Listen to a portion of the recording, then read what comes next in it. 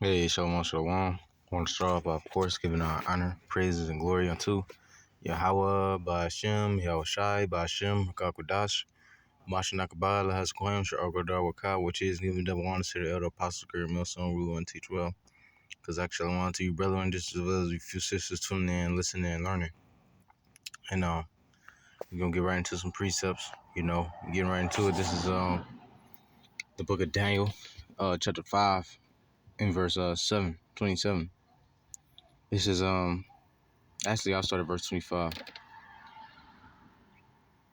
It says,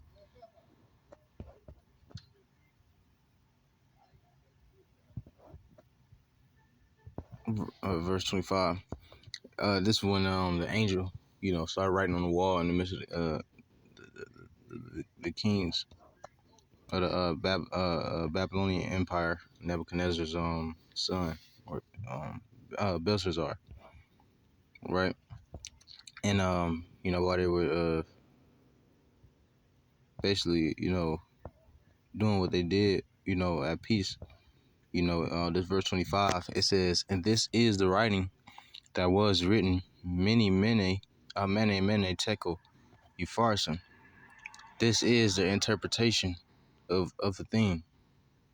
Mene, Yahweh have numbered thy kingdom and finished it. Right, because when you go into the scriptures, this is the Lord warning, the Babylonian king that, his days was numbered. You got this saying in the world, if they'll tell you that your days is numbered. That's saying be on the movies and let me see.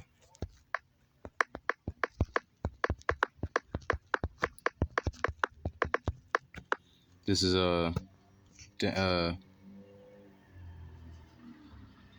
this is Daniel chapter 7 verse 9. It says, I beheld till the thrones were cast down, and the ancient of days did sit. Now this is he said till the thrones were cast down. The scripture talk about how Yahweh Shai is coming back with many crowns. So the Lord has thrown down many crowns already. Many thrones already. The ancient Babylonian, um, uh, uh, uh, Sodom, the city Sodom, the Grecian Rome Empire, with the Maccabees, the Roman Empire with the Herods. He's thrown down the Egypt, and the Canaanites. The Lord has taken down kingdoms many times, man. And in this actually in this chapter, the Lord was showing visions of how the kingdoms would be have their up and down, all of the heathen kingdoms, uh would how they would flourish, have the times to flourish and go down. He interpreted that to Nebuchadnezzar in a dream, man. And he interpreted that to you know to the Babylonian kings in a vision. So the Lord, he that was also a sign of him showing forth that he is he is the Ancient of Days. The Lord can number kingdoms. He can put a specific number on a kingdom, and he can make a kingdom last forever, which we about to see now with the kingdom of Israel. That's going to last forever. But the Lord has always put a specific number on these other nations' kingdom, and even ours. When we were ruling, the nation of Israel, whenever we were ruling, that was also numbered for us to until we'll go off and go back into captivity. But this is the book of Daniel chapter 7 verse 9. It says, I beheld till the thrones were cast down, and the ancient of days did sit, whose garment was white as snow, and the hair of his head like the pure wool. His throne was like the fiery flame, and his wheels were as a burning fire. And this is explaining Yahweh. This is explaining actually this is explaining Yahweh Shai. But I wanted to give this because it said, I beheld till the thrones were cast down, and the ancient of days did sit. Because the ancient of days, let's get this word ancient in Daniel to 7 verse 9.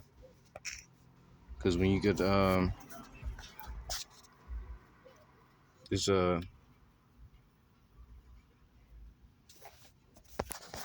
Daniel chapter 7 verse 9, and for that word ancient.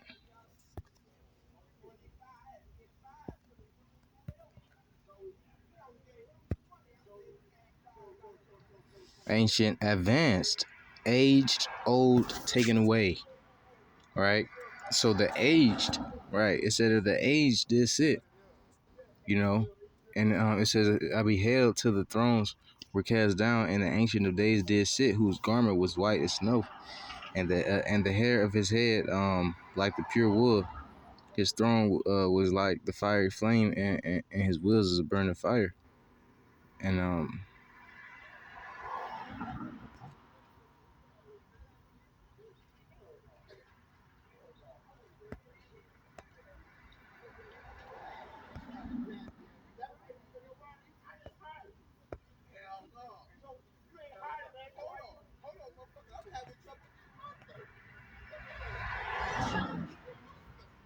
it says his throne was like the fiery flame, and his wheels is a burning fire.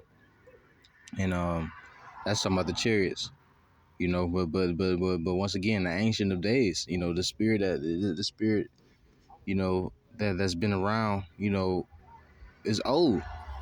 You know, Yahweh, why Yahweh Shai, their spirit is old, man. You know, you know, just like ours, you know, we you know, we've been around, you know. But once again, getting that point, ancient of days. But let's go back to the Daniel chapter 5 and verse 25. It says, and this is the writing that was written, Mene, Tekel, for reversing. This is the interpretation of the thing. Mene, Yahweh hath numbered thy kingdom. And once again, the Lord has the right to number your kingdom. He has, he's eligible to put a specific amount of years in the time frame on a person's kingdom. And it's done many times before. But once again, we coming into a kingdom that ain't gonna have no number on it. But you know, the Lord, you know, he once again, he's the ancient days. He can do anything. You know, it says, Yahweh have numbered thy kingdom and finished it, right? So thy kingdom is finished when you go to the scriptures. It, it, uh,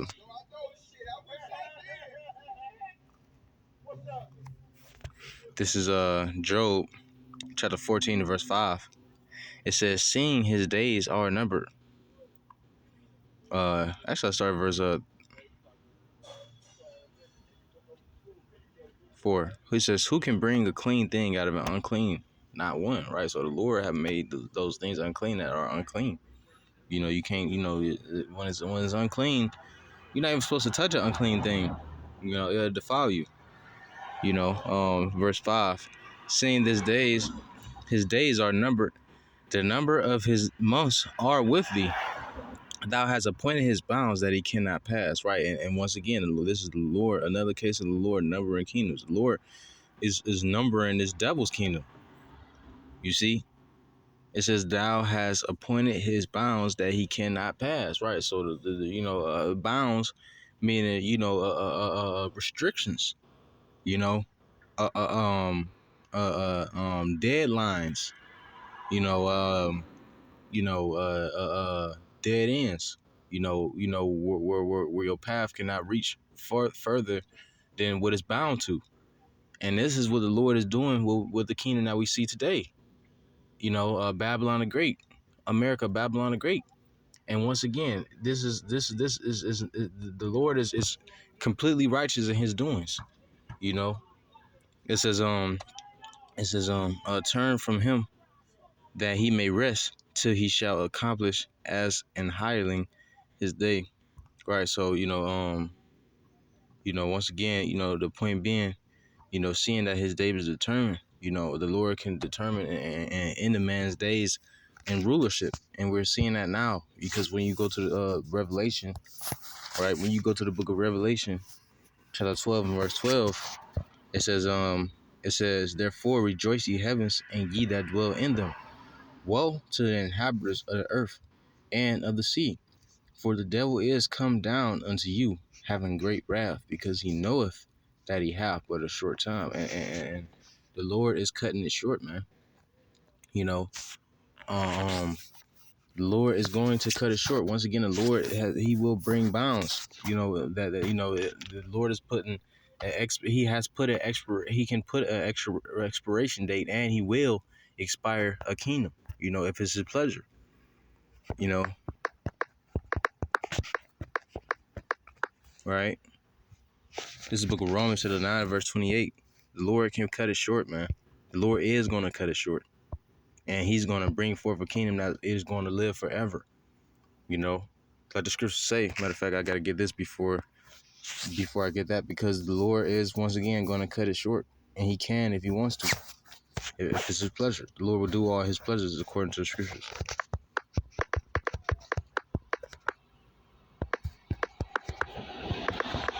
This is Second Ezra, Second Ezra chapter 6 verse 9. For Esau is the end of the world, and Jacob is the beginning of it that followeth. Right. So the Lord has put Esau, our enemy, the chief of the heathen, the base of the heathen, Slakia, the bases of men, as the scriptures call him. He established Esau to be the end of the world, man, the end of the rulership of wickedness on the earth, man. You know, and he's also establishing in the process Jacob to be able to begin to rule the earth forever, man. You know, um, you know. Now let's go back to this 2 Corinthians chapter 13 verse 8, because like we just read in Revelation chapter 12 verse 12. I'm sorry, before we jump the gun, let's go to back to Romans chapter 9 verse 28, because once again the Lord can and will cut it short, as we just read in Revelation chapter 12. Esau even know that the Lord is going to cut it short, and that's why he is making haste, right? Even the devil knows that the Lord is going to is cutting his kingdom short, and that's making this man anxious. That's why the scriptures say he will come down with great wrath, knowing that he have but a short time, because the Lord is going to shorten his time. He's going to put a bound that he cannot pass. He's going to, finish his work. He's going to finish it. Esau has no say so in when the Lord can come back and finish his kingdom. The scriptures say, "Let they not come upon thee as a thief in the night." It's going to come randomly. It's going to come out of unexpected. It's going to come, the scriptures say that the Lord is going to rain upon him while he is eating, while he is filling his belly. The Lord he's just going to do it whenever he wants. Not when Esau think that the Lord should do it, or not when Jake think that the Lord should come back, or, when a so-called rapture should come, right? This is the book of Romans chapter 9 verse 28. It says, "For he will finish the work and cut it short in righteousness." Right, so he's gonna cut it short in righteousness. Nobody can tell the Lord when to cut it short. Nobody, man, even know the time. Not even Yahweh Shah, not even the angels. Yahweh know when he's gonna cut it short. He's gonna do it the right way. It says, "For he will finish the work and cut it short." Right, and the full work being us fulfilling prophecy. The full work being the whole prophecy being fulfilled, right? Every prophecy, every stone, everything that the Lord said was going to happen in the scriptures. That's just going to be His pleasure. It's going to be pleasing when every single last one of them come to pass. It says, "For he will finish the work and cut it short in righteousness, because a short work will the Lord make upon the earth." Right, so the Lord is going to make a short work upon the earth. When you get in the NLT, it says, "For the Lord will carry out His sentence." Beautiful. The Lord is going to carry out His sentence, man. Upon the earth quickly and with finality. Right. Right. So the Lord is gonna, once again, the Lord is gonna carry out His sentence. He's gonna carry out His plans, His mission. No one in the scripture say no one of these shall fail. And I'm sorry, that's not what the scriptures say. I'm thinking of something else. It's like that's not in the scriptures. I had to correct myself. But the Lord is not a man that He should lie. The most that you're gonna get out of the prophecy that thinking it's not gonna come is that because it's tarrying and because you don't believe. But the prophecies have to come to pass. Thus said the Lord. The Lord said that they have to come to pass. They will come to pass. Um, and once again, like we read in Revelation chapter 12 and verse 12, Esau is coming down. And he's thinking that he's doing something. You know, because he thinks that he's doing something because he's proud and he boasted up. The Lord has given him all of this shit, this technology and the blessing of the sword, all of this, man. His kingdom, his wicked, rundown, dirty kingdom, right? 2 Corinthians chapter 13 verse 8, for we can do nothing against the truth but for the truth, right? So everything that Esau thing that he doing in his wrath is working out in the favor of Yahweh Bashim Yahushua. The Lord is literally using this devil to his advantage. There's nothing that he can do to everything that he does out of whatever, the wrath of his spirit or whatever is going to be according to the Lord's will, because once again, prophecy has to be fulfilled, man.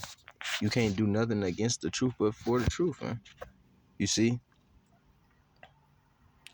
But